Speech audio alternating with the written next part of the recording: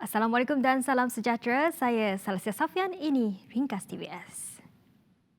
Artis kelahiran Sarawak Alena Murang telah dicalonkan bagi dua kategori anugerah di Festival Video Muzik Buenos Aires tahun ini yang akan berlangsung secara maya dari 27 hingga 29 November depan.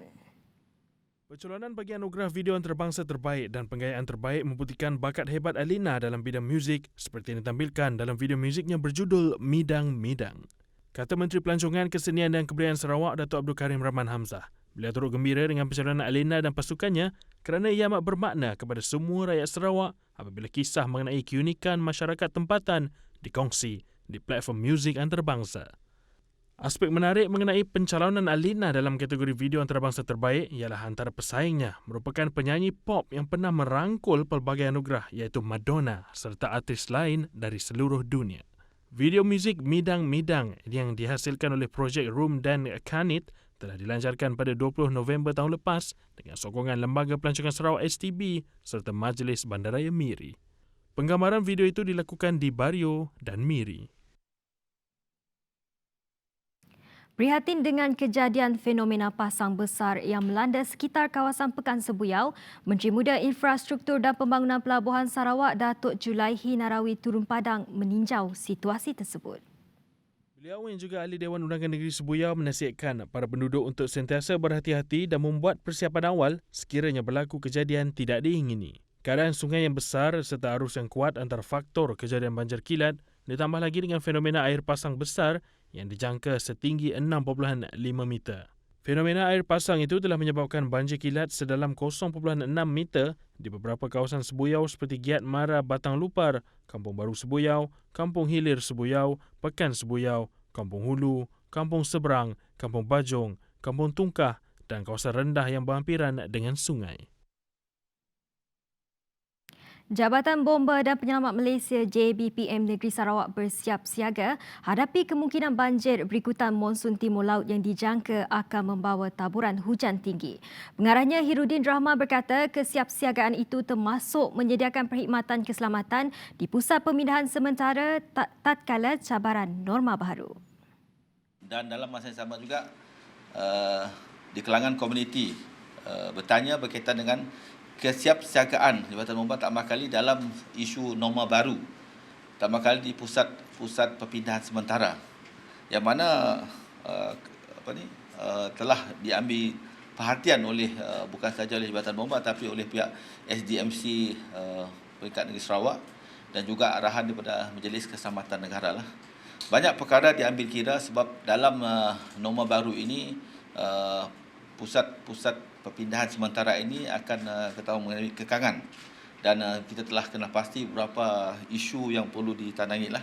Beliau berkata demikian pada sidang media kesiapsiagaan JBPM Sarawak dalam menghadapi monsun timur laut pada Selasa. Katanya lagi pihak Bomba turut berterima kasih atas kerjasama daripada agensi-agensi lain yang telah banyak membantu lebih-lebih lagi dalam mendepani tugas getir. Dan kita dapat lihat dalam awal tahun ini rungutan daripada masyarakat berkaitan dengan kelewatan ini telah dapat diatasi lah. Dan terima kasih kepada Taman Kali Kerajaan Negeri Sarawak dan juga SDMC serta Jawatan Kebajikan Masyarakat telah dapat membantu penugasan Jabatan Bomba dalam kerja-kerja memindah, menyelamat dengan lebih mudah lah.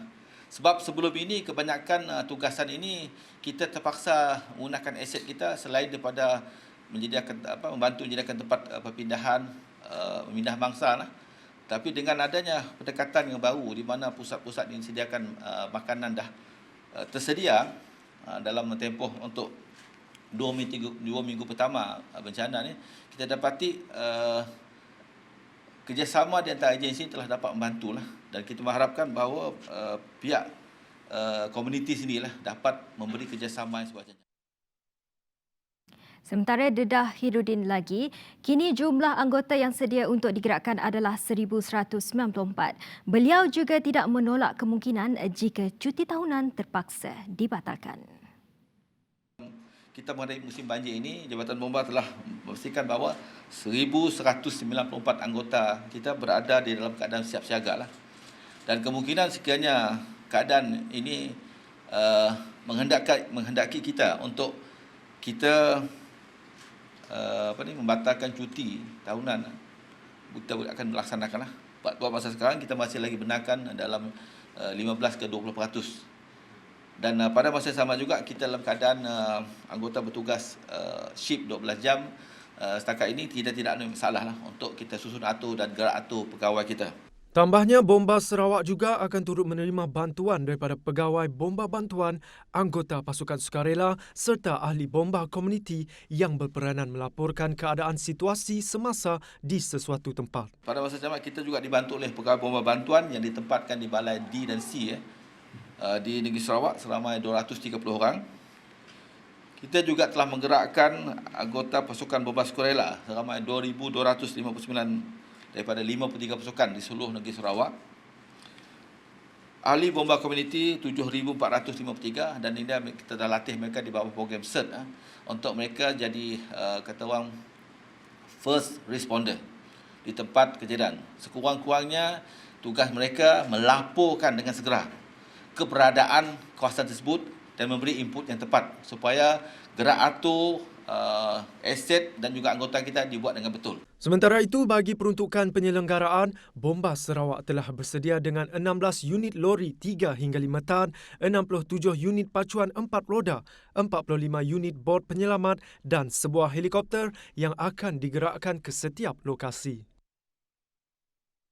Bertemu kembali.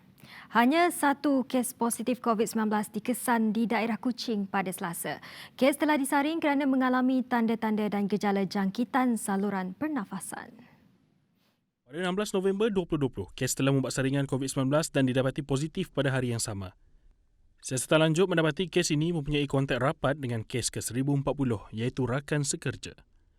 Ini menjadikan jumlah keseluruhan kes positif COVID-19 di Sarawak meningkat kepada 1,042 kes. Dimaklumkan juga bahawa 2 kes baru yang telah pulih dan dibenarkan discharge dari hospital. Sementara itu, daerah Lundu telah bertukar status daripada status kuning kepada status hijau setelah tiada kes jangkitan tempatan dikesan atau dilaporkan di daerah berkenaan. Manakala Kuching kekal merah dengan jumlah keseluruhan seramai 101 kes jangkitan tempatan dilaporkan.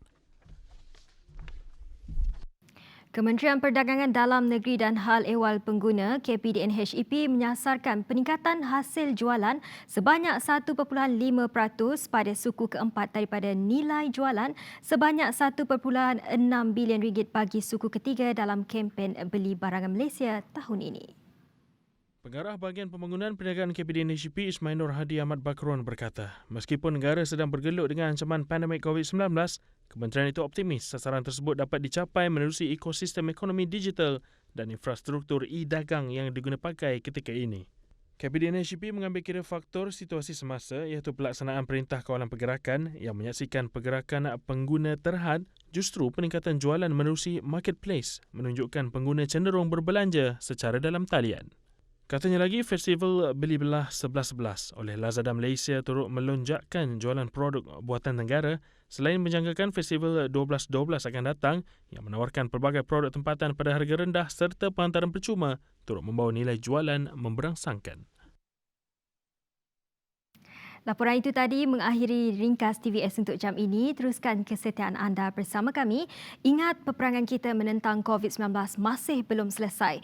Jaga kebersihan diri, jaga penjarakan fizikal dan patuhi SOP yang telah ditetapkan. Kita mampu melakukannya. Saya Salesya Safian, salam hormat dan jumpa lagi.